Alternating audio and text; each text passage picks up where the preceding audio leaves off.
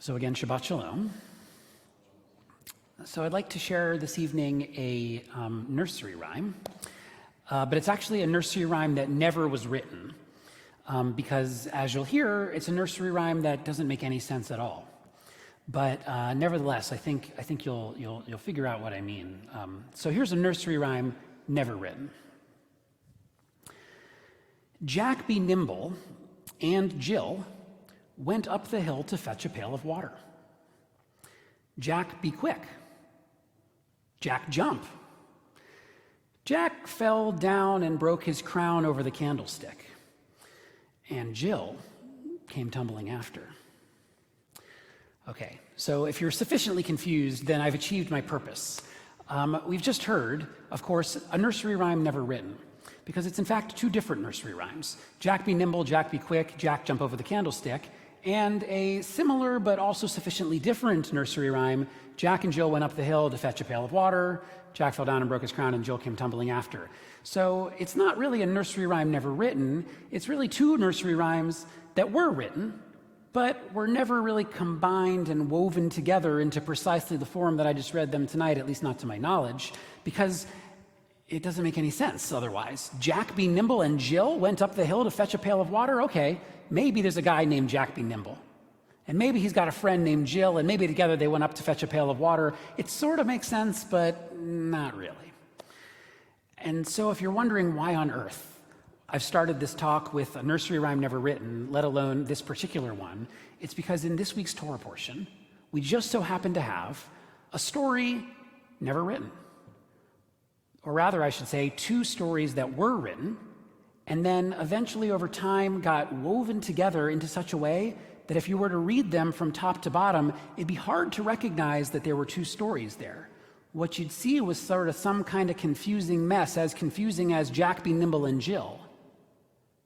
In this week's Torah portion, we read the story of a rebellion that never happened, because it actually is the story of two rebellions.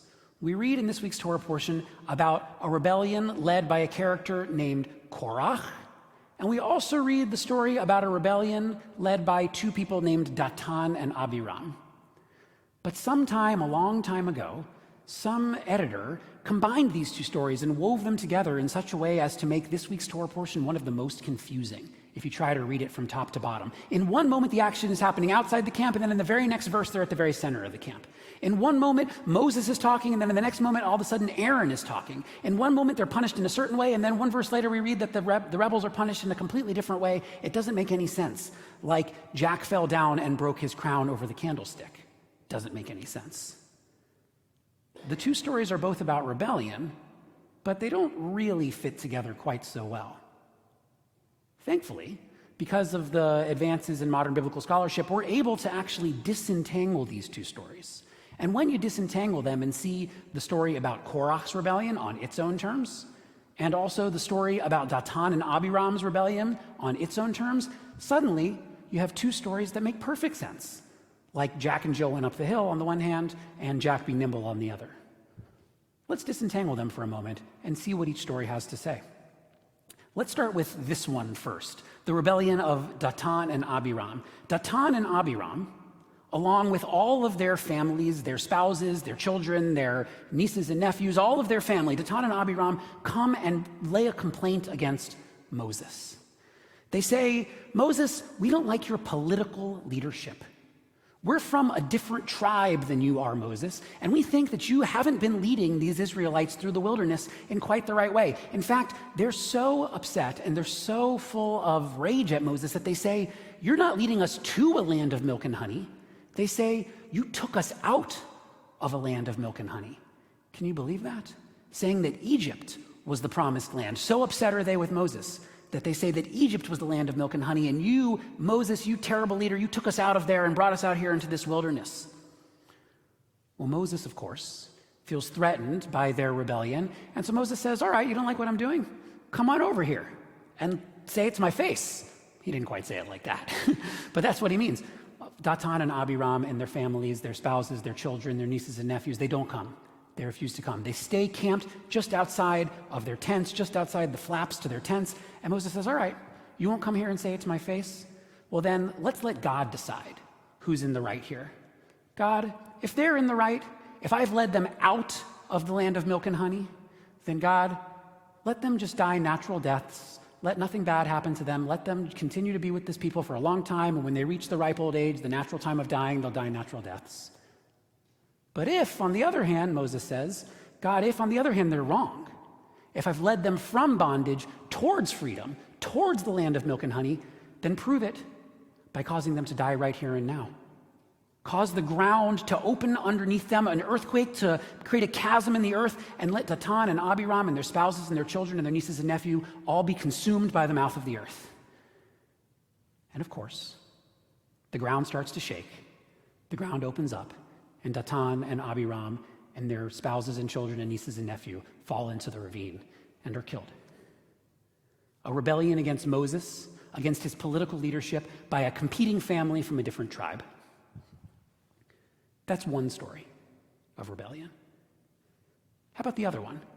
The somewhat more famous one, actually. The rebellion led by a character named Korach. Korach is actually part of the same tribe as Moses and Aaron. And Korach's complaint is not about political leadership.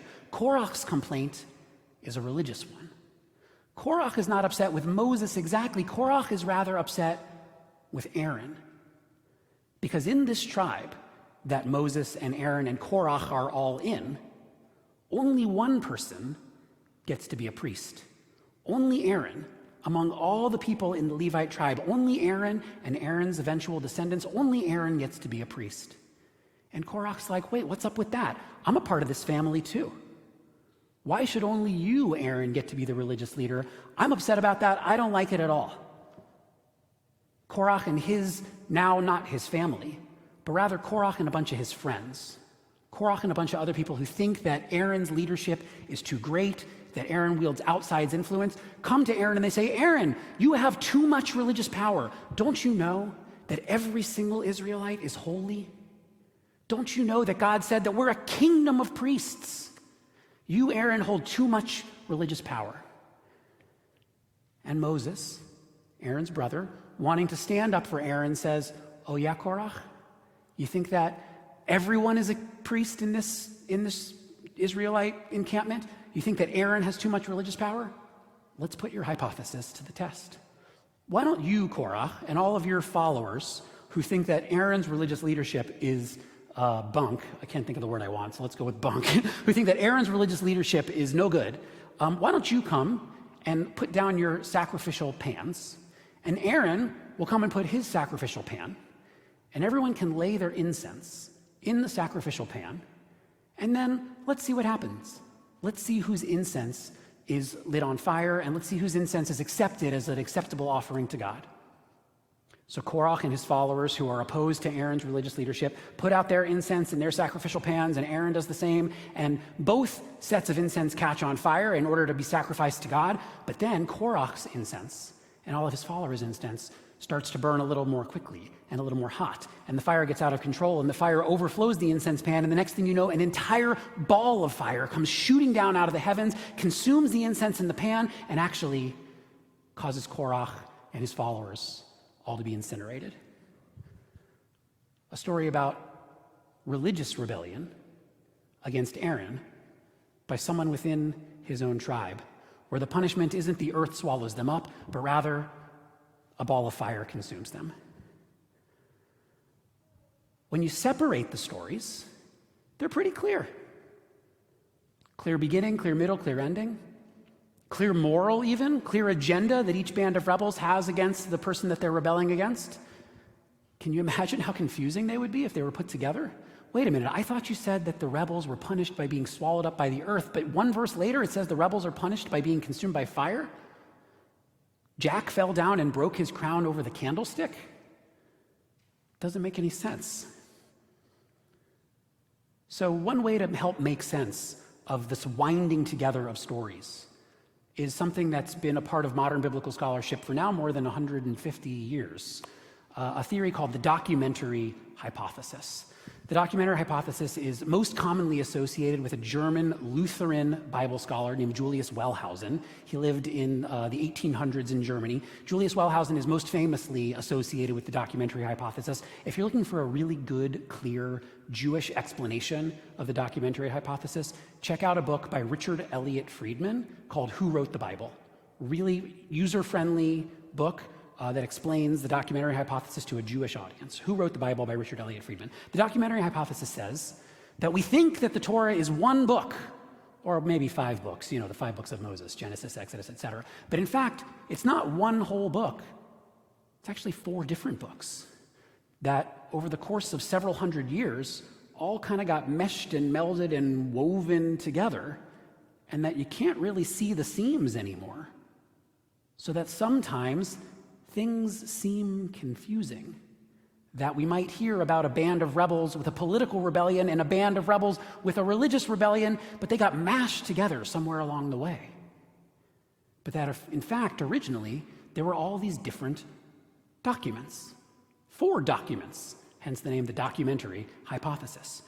And we can actually identify the 4 different layers. They're identified by 4 different letters today, the letters J, E, P, and D. Suffice it to say that each of them comes from a different period in time, some of them older, some of them relatively less old, although they're all quite ancient.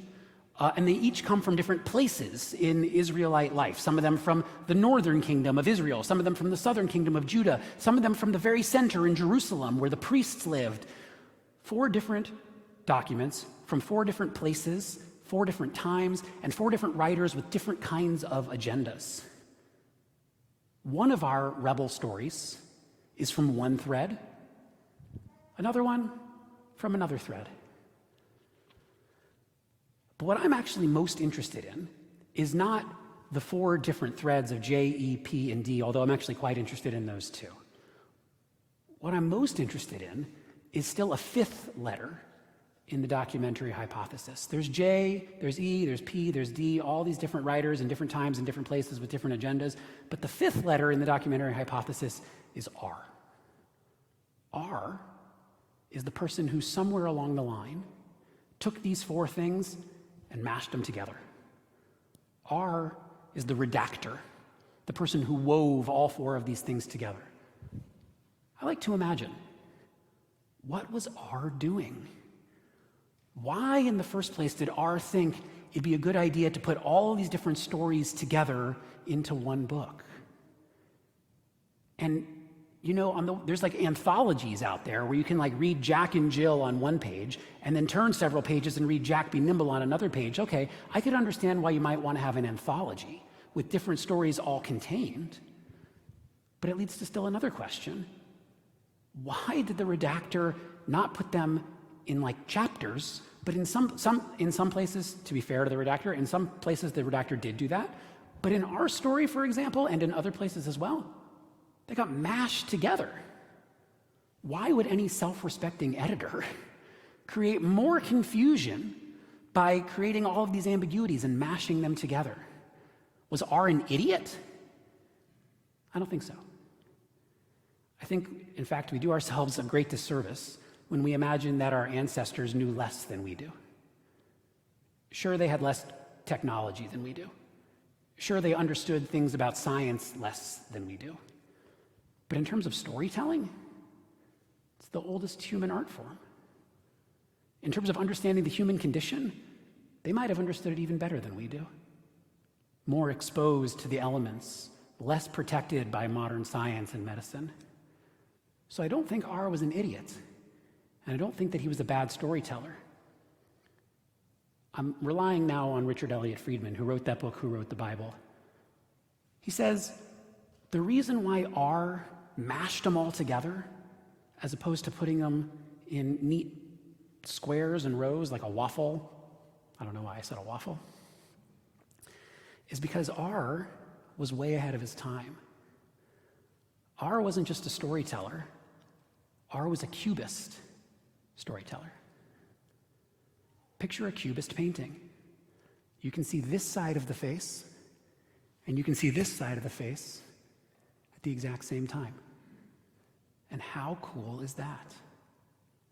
R mashed things together so that we could see both stories in the same moment and kind of understand something deeper than either of them by getting to see both sides at the same time. This idea becomes even more apparent when we don't look just at the case of two rebellions mashed together, but rather when we look at things that are even more consequential. R mashes together two different worldviews and combines them in a way that to us appears seamless, and in so doing, creates wonder. R mashes together two different worldviews about the nature of being human. Some of those four threads believe, if you separate them out, that the humans are little less divine than God. Others of those four threads believe that the human being is little more than dirt, little more than dust. R recognizes that neither one is true by itself. That the magic, the miracle of the human condition is that we are both little less than God and also little more than dust. And by mashing them together, by allowing us to see both sides of the face at the same time, like a great Cubist painting, we're left with the feeling of wonder of what it's like to be human. Two more examples. R notices that some of our four threads believe that the universe is a place that is primarily concerned with justice. Swift, strict justice, where all wrongdoings should be punished immediately and swiftly. Others of the four threads believe that the universe is concerned with mercy, forgiving, loving, gracious, merciful. And R knows that the human condition, we have to balance both justice and mercy. We can't just lay down strict justice, because if we do, then even the smallest little offense would be immediately punished and no one could survive. But we also can't be entirely only merciful, because if we do, then the worst crimes of all would be embraced with a warm hug. A society built only on justice or only on mercy could never stand. And so R combines them, both sides at the same time. Last example. Some of the four threads believe that God is cosmic, transcendent, that God is way, way out there in the heavens beyond what human beings can possibly reach, that God's primary concern is with galaxies and stars and black holes and the depths of the ocean, that God's beyond human comprehension and reach. Others of the four threads believe that God is deeply personal, that God's in the heart, that God talks to human beings, cares about human beings, knows what's going on in our life, feels our pain for us, yearns our yearnings with us. And R says, can it be both? Can't God be both transcendent and immanent? R was quite smart, not so much in mashing together these stories of rebellion, but rather in mashing together all these different worldviews into the one dazzling document that we have today and think of as one single thing, the Torah. To put it the way that Richard Elliott Friedman puts it, again in his book, Who Wrote the Bible, he says, what R did is help us, the Jewish people, to believe that the creator of the entire universe cares about you. Shabbat Shalom.